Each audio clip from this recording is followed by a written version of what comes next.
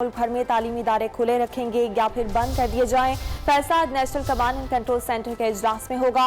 वफाकी वज़ीर तालीम शफकत महमूद की ज़ेर सदारत इजलास में चारों सूबों के वज़राए तालीम शिरकत करेंगे। इजलास में कोरोना की सूरत हाल देखते हुए तालीमी इदारों के मुस्तक़बिल से मुतालिक फैसले किए जाएंगे।